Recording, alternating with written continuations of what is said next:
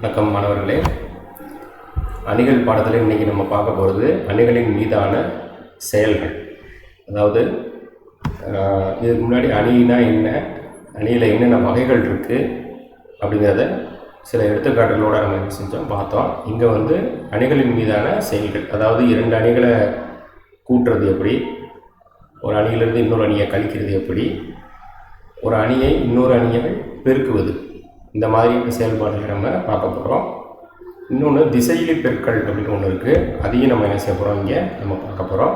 இப்போ முதல் வீடியோவில் கூட்டல், கழித்தல் மற்றும் திசையிலி பெருக்கல் இந்த மூணை பற்றி பார்ப்போம். அடுத்தடுத்த வீடியோவில் இரண்டு அணிகளினுடைய பெருக்கல் பற்றிய கணக்குகளையும் நம்ம வரிசையாக ஒன்றுனா நம்ம பார்க்கலாம். இப்போ இன்றைக்கி நம்ம என்ன பார்க்க போகிறோம் அப்படின்னா, கூட்டல் கழித்தல் ஃபஸ்ட்டு பார்க்க போகிறோம். அணிகளினுடைய கூடுதல் மற்றும் கழித்தல். நம்ம சாதாரணமாக எண்களில் கூட்டல் கழித்தல் பார்க்குறதுக்கும் அணிகளில் கூட்டல் கழித்தல் பார்க்குறதுக்கும் நிறைய வித்தியாசம் இருக்குது. சாதாரணமாக ரெண்டு எண்கள் கொடுத்துட்டு கூட்டுனா கூட்டி எழுதிடுவோம். அணி என்பது என்னென்னா, எண்களை அல்லது உறுப்புகளை சதுர வடிவில் அல்லது செவ்வக வடிவில் அமைக்கக்கூடிய ஒரு அமைப்பு. ஒரு அமைப்பை நம்ம கூட்டுறதுக்கும் சாதாரண எண் கூட்டலுக்கும் வித்தியாசம் இருக்குது. அதனால் இரண்டு அணிகள் அல்லது இரண்டு அணிகளை கூட்டுறது அல்லது கழிக்கிறதுக்குன்னு சொல்லிட்டு சில கட்டுப்பாடுகள் இருக்குது. என்ன அப்படின்னா, இரண்டு அணிகளை நம்ம கூட்டணும் அப்படின்னா முதல்ல அந்த இரண்டு அணிகளுக்கு வரிசைகள் எப்படி இருக்கணும்னா ஒரே மாதிரி இருக்கணும். ரைட்டுங்களா? இங்கே பாருங்கள், ஒரே வரிசையுடைய இங்கே கொடுத்துருக்கக்கூடிய கீழே கொடுத்துருக்கக்கூடிய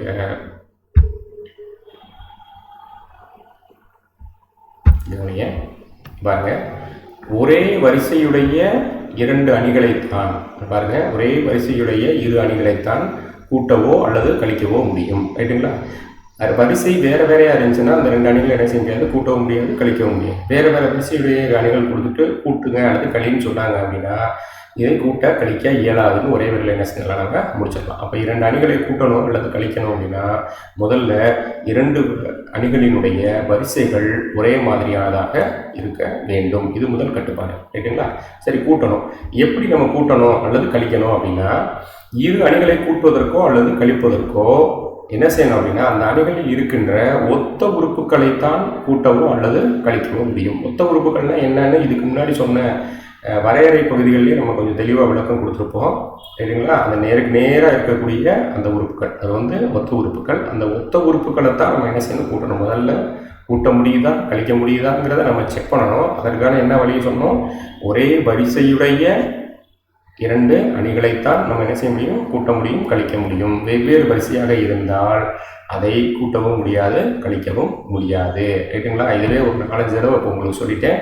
அதனால் கொஞ்சம் மனசில் நல்லா பதிஞ்சிருக்கும்னு நினைக்கிறேன். அதுக்கப்புறம் கூட்டுறது கழிக்கிறது எப்படி கூட்டணும் அப்படின்னா, ஒத்த உறுப்புகளைத்தான் நம்ம என்ன செய்யணும், கூட்டணும், கழிக்கணும். ரைட்டுங்களா? ரைட். இப்போ ஒரு இடத்துக்கிட்ட பாருங்கள், முதல்ல ஒரு அணி கொடுத்துருக்காங்க. அதில் எத்தனை உறுப்புகள் இருக்குன்னு பாருங்கள், எப்படி எத்தனை நிரல்கள் இருக்குன்னு பாருங்கள். பாருங்கள், முதல் அணியில் முதல் நிறை, இரண்டாவது நிறை, இதே மாதிரி முதல் நிரல், ரெண்டாவது நிரல், மூணாவது நிரல். அப்போ இது என்னது, 2 நிறை இருக்குது, 3 நிரல் இருக்குது. அப்போ 2/3 வரிசையுடைய அணி. ரைட்டுங்களா? அதே வரிசையுடைய அணி தான் இங்கேயும் கொடுத்துருக்காங்க. அப்போ 2 வரிசையும் நமக்கு சமமாக இருக்கிறதுனால இந்த 2 அணிகளை நம்ம என்ன செய்ய முடியும், கூட்ட முடியும். ரைட்டுங்களா? சரி, இடையில கூட்டல் அடையாளம் கொடுத்துருக்காங்க. எதை கூட்டணும்னு பாருங்கள். அந்த பாருங்கள், ஒத்த உறுப்புகள் எதுன்னு பாருங்கள். இந்த ஏக்கு நேர் அடுத்த அணியில் என்ன இருக்குன்னு பாருங்கள், ஜி. அந்த ஏயையும் ஜியையும் நம்ம என்ன செய்யணும், கூட்டணும். பாருங்கள், A+G. அதே மாதிரி பி இங்கே இருக்குது.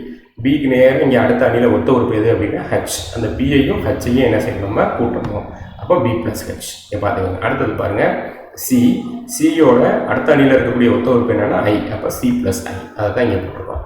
அதே மாதிரி டியினுடைய ஒத்த உறுப்பு என்னதுன்னா ஜே. அப்போ D+J. அதே மாதிரி E+K. அதே மாதிரி F+N. ரைட்டுங்களா? இது என்னது, இரண்டு அணிகளினுடைய கூட்டல். கழிக்கிறதுக்கும் அதே மாதிரி தான். ரைட்டுங்களா? கழிக்கிறதுக்கும் அதே மாதிரி தான். இப்போ இந்த ஒத்த உறுப்புகளை தான் நம்ம என்ன செய்யணும், கழிக்கணும். ஏயிலிருந்து அதனுடைய ஒத்த உறுப்பான ஈயை கழிக்கிறோம், A-E. அதே மாதிரி பியிலிருந்து அதனுடைய ஒத்த உறுப்பான எஃப்ஐ கழிக்கணும், அதனால் B-F. அதே மாதிரி இந்த பாருங்கள், இங்கே இருக்கக்கூடிய சியிலிருந்து அதனுடைய ஒத்த உறுப்பான ஜியை என்ன செய்யணும், நம்ம கழிக்கணும். அப்போ C-G. அதே மாதிரி டியிலிருந்து அதனுடைய ஒத்த உறுப்பான ஹெச்சை நம்ம என்ன செய்கிறோம், கழிக்கிறோம். அப்போ டி மைனஸ் ஹெச், ரைட்டுங்களா? இங்கேயும் பாருங்கள், கழிக்கிற இடத்துல இதுவும் 2/2 வரிசையுடைய அணி, இதுவும் 2/2 வரிசையுடைய அணி. அதனால் ஒரே வரிசையுடைய அணிகளை மட்டும்தான் நம்ம என்ன செய்யணும், கழிக்க வேண்டும். ரைட். இந்த கழிக்கும் போது இன்னொரு விஷயத்தையும் ஞாபகம் வச்சுக்கோங்க. என்னென்னா, 2 அணிகளுக்கு இடையில் கழித்தல் அடையாளம் இருக்கும் பொழுது இந்த மாதிரி நேரடியாக நம்ம கழிக்கிறதுக்கு கழிக்கும் போது சில நேரங்களில் என்ன ஆகும், மைனர் எரர் சிலது வரும். என்ன அப்படின்னா, இந்த இடத்துல ஒரு மைனஸ் நம்பர் இருக்குன்னு வச்சுக்கோங்களேன். இப்போ இந்த இடத்துல ஒரு 3 இருக்குது, இந்த இடத்துல ஒரு -2 இருக்குது அப்படின்னா கழிக்கும் போது என்ன பண்ணிக்கணும்னா 3ல் 2 கழிச்சு வச்சுருவோம், ரைட்டுங்களா? ஆக்சுவலாக இங்கே இருக்கக்கூடிய மைனஸை நம்ம உள்ளே கொண்டு போகும்போது ஏற்கனவே இங்கே இருக்கக்கூடிய -2 இருந்துச்சுன்னா அது +2 என்ன செஞ்சிடும், மாறிடும். அப்போ 3 + 2 என்ன வரும் அப்படின்னா 5ன்னு வரும், கூட்டி போட வேண்டியிருக்கும். அதனால் இந்த சின்ன மைனர் எரர் உங்களுக்கு வந்துடும் அப்படின்னு டவுட் இருந்துச்சுன்னா என்ன பண்ணுறீங்க அப்படின்னா, இடையில இங்கே என்ன இருக்குது, மைனஸ் அடையாளம் இருக்கா, இதை ப்ளஸ்ஸாக மாற்றிட்டு இந்த மைனஸ் அடையாளம், அதாவது மைனஸில் கொண்டு போய் உள்ளே என்ன செய்றீங்க, பெருக்கி உள்ளே இருக்கக்கூடிய அடையாளத்தை பூரா என்ன செய்யுங்க, மாற்றிடுங்க. இது இந்த மாதிரி அடையாளத்தை பூரா மாற்றி எழுதுறதுக்கு பேர் ஒரு அணி நம்ம சொல்லியிருப்போம். என்னது, எதிரணி, சரிங்களா? கூட்டல் எதிரணி. அப்போ ஒரு அணியிலிருந்து இன்னொரு அணியை கழிப்பதற்கு மிஸ்டேக் வரும்னு நீ நினச்ச அப்படின்னா இந்த இரண்டாவதாக இருக்கக்கூடிய அணியினுடைய எதிரணியை எழுதி, அதாவது இரண்டாவதாக இருக்கக்கூடிய அணியில் இருக்கக்கூடிய உறுப்புகளில் உள்ள குறிகளை எல்லாம் மாற்றம் செய்து இடையில மைனஸ்க்கு பதிலாக என்ன பண்ணிடுங்க, ப்ளஸ் போட்டுட்டு இந்த 2 அணிகளையும் என்ன பண்ணிடலாம், கூட்டி நம்ம எழுதிட்டோம்னாலும் வரக்கூடிய ஆன்சர் நமக்கு என்ன இருக்கும், ஒரே மாதிரியாகத்தான் இருக்கும். சொல்கிறது புரியுதுங்களா? இப்போ கூட்டுறது எப்படி கழிக்கிறது எப்படிங்கிறது புரியுதுங்களா? சரி, இப்போ ஒரு எடுத்துக்காட்டு பார்ப்போம். உங்களுடைய புத்தகத்தில் இருக்கக்கூடிய எடுத்துக்காட்டு 3ல் 57வது கணக்கு. அதில் ஒரு கணக்கு பாருங்கள். ஏ அப்படின்னு ஒரு அணி கொடுத்துருக்காங்க, 3/3 வரிசையுடைய ஒரு அணி, ரைட்டுங்களா? அதே மாதிரி பின்னு ஒரு அணி கொடுத்துருக்காங்க, அதுவும் 3/3 வரிசையுடைய ஒரு அணி. எனில் A + B காண்கன்னு கேட்டிருக்காங்க. முதல்ல நம்ம என்ன செய்யணும் அப்படின்னா, கூட்டல் கேட்டிருக்காங்கன்னா முதல்ல அந்த 2 அணியை கூட்ட முடியுமான்னு பார்க்கணும், ரைட்டுங்களா? இப்போ 2லேயும் வரிசை எப்படி இருக்குது, நமக்கு சமமாக இருக்குது. இதுவும் ஒரு 3/3 வரிசையுடைய அணி, இதுவும் ஒரு 3/3 வரிசையுடைய அணி. அதனால் கண்டிப்பாக இந்த 2 அணிகளை என்ன செய்யறாங்க, கூட்ட இயலும், ரைட்டுங்களா? கூட்ட இயலும்ன பிறகு என்ன செய்றீங்க, கூட்டுறீங்க. இப்போ தான் தீர்வு பார்ப்போம். இந்த பாருங்க, கூட்ட முடியுங்கிறதுனால அப்படி டைரெக்டாக எடுத்து எழுதியாச்சு. A + B = இப்போ எப்படி கூட்டணும்னு சொன்னோம், ஒத்த உறுப்புகளை தான் கூட்டணும்னு சொன்னோம். ஒத்த உறுப்புகள் எப்படி இருந்தாலும் பாருங்க, இந்த 1, இந்த 1க்கு நேராக இருக்க ஒத்த உறுப்பு எது அப்படின்னா இங்கே இருக்கக்கூடிய 1. அப்போ 1 + 1 நமக்கு என்ன வரும், 2. 2 இது மட்டும் சொல்லிடுறேன். இப்போ 2 இருக்குது, இந்த 2க்கு நேராக இருக்கக்கூடிய இங்கே ஒத்த உறுப்பு என்ன இருக்குது அப்படின்னா 7. இதைத்தான் நம்ம கூட்டணும். 2 7 கூட்டினா 9. அதே மாதிரி இந்த 3, இந்த 3க்கு நேராக இருக்கக்கூடிய ஒத்த உறுப்பு என்ன அப்படின்னா 0. அப்போ 3 + 0 எவ்வளவு, 0, ரைட்டுங்களா? ரைட். எப்படி கூட்டுறோன்னு பாருங்கள். இந்த பாருங்கள், அதே தான் கூட்டியிருக்கோம். 1 + 1 1. அதே மாதிரி 2 + 7 2 + 7 9. அதே மாதிரி 3 + 0 3, ரைட்டுங்களா? அதே மாதிரி 4 + 1 5. அதே மாதிரி 5 + 3 8. அதே மாதிரி 6 + 1 என்னது 7. அதே மாதிரி 7 + 2 9. அதே மாதிரி 8 + 4 12. 9 + 0 எவ்வளவு, 9, ரைட்டுங்களா? சாதாரண கூட்டல் தான், சாதாரண கூட்டல் தான். இங்கே எல்லாமே கூட்டல் அடையாளங்கள் மட்டும் இருக்கிறதுனால நமக்கு ஈஸியாக செஞ்சுட்டோம், கூட்டி போட்டோம். ஒருவேளை உள்ளே இருக்கக்கூடிய உறுப்புகள் மைனஸ் இருந்துச்சு அப்படின்னா அது கழிக்கிறதா இருந்தால் நம்ம என்ன செஞ்சுக்கிறோம், கழிச்சு போடுறோம், ரைட்டுங்களா? ரைட். இப்போ அடுத்த கணக்கு போனாங்களா? எடுத்துக்காட்டு நம்பர் 3ல் 58, ரைட்டுங்களா? இதில் பார்த்தீங்கன்னா ஒரு 2 அணிகள் கொடுத்துருக்காங்க பாருங்கள். குழு 1, குழு 2, குழு 3 ஆகிய 3 குழுக்களில் உள்ள மாணவர்களுக்கு 2 தேர்வுகள் நடத்தப்பட்டு தமிழ், ஆங்கிலம், அறிவியல் மற்றும் கணிதம் ஆகிய பாடங்களில் அவர்கள் பெற்ற சராசரி மதிப்பெண்களை A மற்றும் B என்ற அணிகளாக கீழ்கண்டவாறு கொடுக்கப்பட்டுள்ளது. எனில் 3 குழுக்களில் உள்ள மாணவர்கள் 2 தேர்வுகளிலும் பெற்ற மொத்த மதிப்பெண்களை காண்க, ரைட்டுங்களா? மொத்த மதிப்பெண்களை காண்க அப்படின்னு சொல்லிட்டு என்ன சொல்லியிருக்காங்க. 2 அணிகள் A மற்றும் Bன்னு சொல்லக்கூடிய 2 அணிகளாக கொடுத்துருக்காங்க, ரைட்டுங்களா? இதனுடைய மொத்த குழு 1 2 இந்த 2 தேர்வுகள்லேயும் நடந்த மொத்த மதிப்பெண்களை என்னென்னு என்ன செஞ்சுருக்காங்க கேட்டிருக்காங்க. மொத்த மதிப்பெண், அதாவது குழு 1ஆனது முதல் தேர்வில் எடுத்த மதிப்பு வந்து 22, 2வது தேர்வில் எடுத்த மதிப்பெண் வந்து எவ்வளவு, 20. அப்போ 2ஐயும் கூட்டினோம்னா நமக்கு என்ன கிடைச்சிடும், 42, ரைட்டுங்களா? சாதாரண நீங்கள் பார்த்தோன்னே பெருசாக பயமுறுத்துகிற மாதிரி நிறைய கதையாக சொல்லியிருக்காங்க. இன்னும் பயந்துட வேண்டாம். 2 தேர்வுகளில் பெற்ற மொத்த மதிப்பெண்கள் சொன்னால் இந்த 2 அணியை அப்படியே என்ன செய்ய போகிறோம், நம்ம கூட்டி எழுத போகிறோம். அவ்வளோதான். கேட்டுங்களா? இப்போ இங்கே கொடுத்துருக்கிறத சாதாரண நம்ம அணியமைப்பாக என்ன செஞ்சுக்கிறோம், எழுதிக்கிறோம். 3 குழுவில் உள்ளவர்கள் 2 தேர்வுகளிலும் பெற்ற மொத்த மதிப்பெண்கள் கூடுதலை அணி மூலமாக எழுதினால் அப்படியே நேரடியாக என்ன செஞ்சிடும், A+B போடுறோம். A+B போட்டு பாருங்கள், அப்படியே டைரெக்டாக 22ஐயும் 20ஐயும் என்ன செஞ்சுருக்காங்க, கூட்டியிருக்காங்க. அதே மாதிரி ஒத்த உறுப்பான 15ஐயும் 38ஐயும் என்ன செஞ்சுருக்காங்க, கூட்டியிருக்காங்க. பாருங்கள், ஃபுல்லாக அந்த ஒத்த உறுப்புகளை பூரா கூட்டினால் வரக்கூடிய விடை இது. கேட்டுங்களா? கூட்டி பாருங்கள். 22 + 20 எவ்வளவு, 42. அதே மாதிரி 15 + 38 எவ்வளவு, 53. 14 + 15 எவ்வளவு, 29. இப்படி அந்த ஒவ்வொரு உறுப்பையும் அந்த ஒத்த உறுப்புகளை பூரா கூட்டினோம்னா வரக்கூடிய ஆன்சர் இதுதான். இதுதான் 2 தேர்வுகளிலும் எடுத்த மொத்த மதிப்பெண்கள். ரைட்டா? பார்க்குறதுக்கு கணக்கை பார்க்குறதுக்கு எவ்வளோ பெருசாக இருந்துச்சு பாருங்கள், பிரம்மாண்டமாக பெருசாக இருந்துச்சு. ஆனால் விஷயம் ஒன்றும் கிடையாது. ரைட்டா? ரொம்ப எளிமையான கணக்கு தான். ரைட்டுங்களா? அடுத்த கணக்கு போகலாங்களா? கவனிங்க. எடுத்துக்காட்டு நம்பர் 3 5 9. ரைட்டா? 59வது கணக்கு. எடுத்துக்காட்டில் இங்கே என்ன சொல்லியிருக்காங்கன்னு பாருங்கள். A B அப்படின்னு சொல்லக்கூடிய 2 அணி கொடுத்துருக்காங்க. எனில் A+Bயை காண்க. 2 அணிகளை கூட்டணும் அல்லது கழிக்கணும்னா நமக்கு முதல்ல கட்டுப்பாடு ஒன்று சொல்லியிருந்தோம். என்ன சொல்லியிருந்தோம்னா, முதல் கொடுக்கப்பட்ட 2 அணிகளும் முதல்ல வரிசை சமமாக இருக்க வேண்டும். ரைட்டுங்களா? முதல் அணியினுடைய வரிசையும் 2வது அணியினுடைய வரிசையும் எப்படி இருக்கணும், ஒரே மாதிரி இருக்கணும். முதல் அணியினுடைய வரிசை என்னன்னு பாருங்கள், 3/3. 3 நிறை இருக்குது, 3 நிரல் இருக்குது. அது 3/3 வரிசையுடைய அணியே. அதே மாதிரி பி பார்த்தீங்கன்னா எப்படி இருக்குன்னு பாருங்கள், 3 நிறை இருக்குது, 2 நிரல் தான் இருக்குது. வரிசை வந்து எப்படி இருக்குது, வெவ்வேறாக இருக்குது. ரைட்டுங்களா? 3/2 வரிசையுடைய அணி. அதனால் பார்த்தாலே நமக்கு தெரியுது இந்த 2 அணிகள் என்ன செய்ய முடியாது, கூட்ட இயலாது. ரைட்டா? கூட்ட இயலாது. 9ல் கேட்டால் நம்ம என்ன செஞ்சிடலாம், A+Bக்கான இயலாதுன்னு சொல்லிடலாம். 2 மார்க்கில் கேட்டாங்கன்னா கொஞ்சம் ஸ்டெப்ஸ் எழுதலாம். என்னென்னு பாருங்கள், ஏயோட வரிசை எழுதிக்கிறேன் 3/3. ரைட்டா? பியினுடைய வரிசை வந்து என்னது, 3/2. இப்போ கவனிங்க, ஏயினுடைய வரிசையும் பியினுடைய வரிசையும் என்னவா இருக்குது, சமம் இல்லாமல் இருக்குது. ரைட்டுங்களா? ஏயினுடைய வரிசை = பியினுடைய வரிசை. ரைட்டுங்களா? ரெண்டும் சமம் இல்லாமல் இருக்குது. அதனால் A+B காண இயலாது. அதாவது இந்த 2 அணிகளையும் நம்ம என்ன செய்ய முடியாது, கூட்ட இயலாது. ரைட்டுங்களா? இது எளிமையான கணக்கு தான். சில நேரங்களில் இதை வந்து என்ன செய்வாங்க, 9ல் கொடுத்து கூட கேட்பாங்க. கூட்ட இயலாதுங்கிற வார்த்தை சொல்லிட்டோம்னா வேலை முடிஞ்சிச்சு. ரைட்டுங்களா? இப்போ அடுத்தது, இப்போ கூட்டல் கழித்தல் உங்களுக்கு புரிஞ்சுக்கணும்னு நினைக்கிறேன். 2 அணிகளை கூட்டணும் அல்லது கழிக்கணும்னா ஒன்றும் பெரிய கஷ்டமான வேலை கிடையாது. கூட்டணும் கழிக்கணும்னா நம்ம செய்ய வேண்டிய வேலை, முதல்ல வரிசை சமமாக இருக்கான்னு பார்க்கணும். சமமாக இருக்குது அப்படின்னா ஒத்த உறுப்புகளை கூட்டணும் கழிக்கணும். அவ்வளோதான், சிம்பிள். ரைட்டுங்களா? இப்போ ஒரு அணியை திசையிலியால் பெருக்குதல். திசையிலி அப்படின்னா ஒரு நம்பர், சாதாரண ஒரு நம்பர், ஒரு அணி கொடுத்துருப்பாங்க. அந்த அணியை ஒரு நம்பரால் பெருக்குதல். ஒரு 10 5 7 -3 -2 அப்படின்னு சொல்லக்கூடிய ஒரு எண்ணால் பெருக்குதல். அதுதான் திசையிலியால் பெருக்குதல். ரைட்டுங்களா? Multiplication of a matrix by a scalar. ஒரு திசையிலி அப்படின்னு சொல்லக்கூடிய ஒரு எண்ணால் பெருக்குதல். ரைட்டுங்களா? ரைட். கவனிங்க, கொடுக்கப்பட்ட A என்ற அணியின் உறுப்புகளை 0மற்ற K என்ற எண்ணால் பெருக்கும்போது, அந்த கேங்கக்கூடியது வந்து என்னதுன்னா திசையிலி வந்து என்னவா இருக்கணும்னா 0மற்றதாக எடுத்துக்கிறோம்.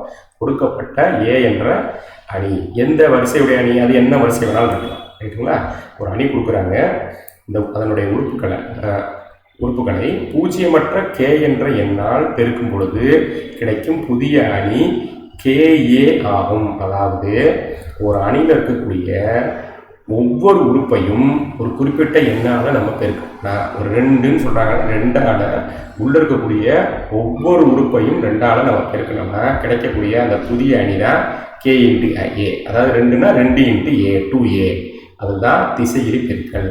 இதன் கவனிங்க, இதன் உறுப்புகள் அனைத்தும் K-ஆல் பெருக்கப்பட்டிருக்கும். KA என்பது Aயின் திசையிலி அணிப்பெருக்கல் என அழைக்கப்படும். ரைட்டுங்களா?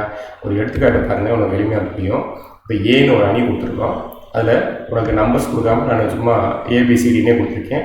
உறுப்புகள் 2 வரிசையுடைய ஒரு அணியாக நம்ம என்ன செய்யிருக்கோம், கொடுத்துருக்கோம். இதை ஒரு கேங்கக்கூடிய திசையிலியால் நம்ம என்ன செய்வோம், நம்ம பெருக்குவோம்.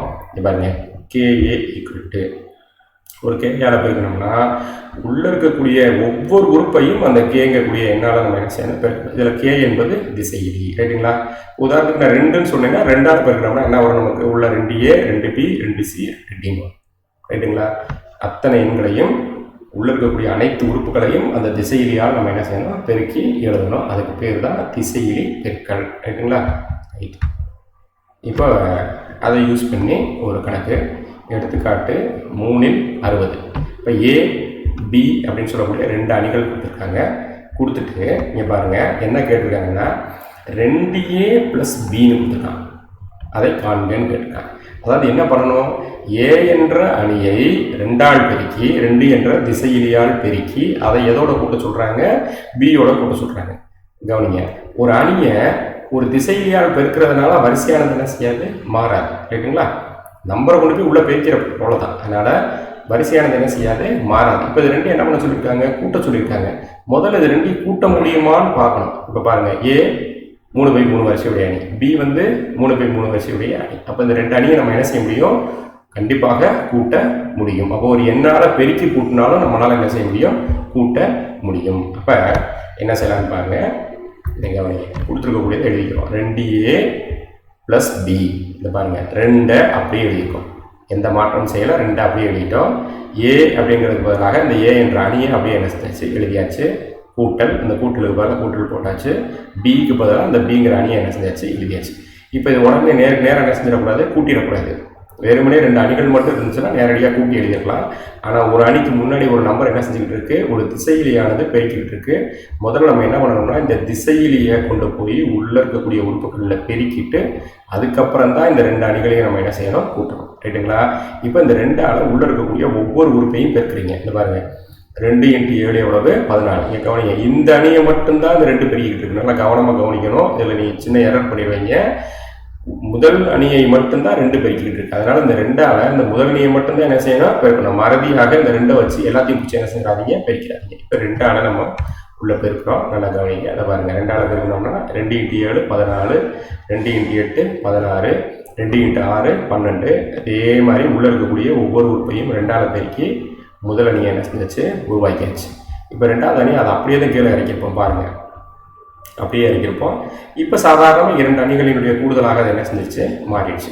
இப்போ வழக்கம் போலவே நம்ம என்ன பண்ண போகிறோம் அப்படின்னா 2ஐயும் கூட்டி எழுதணும், ரைட்டா? இப்போ ஒரு ஸ்டெப்பை கம்மி பண்ணியிருக்கோம். டைரெக்டாக அப்படியே கூட்டி எழுதிடலாம். நல்லா கவனிங்க, 14 + 4 ஒத்த உறுப்பை நம்ம கூட்டுறோம். 14 + 4 எவ்வளவு? 18. சரியா இருக்குங்களா?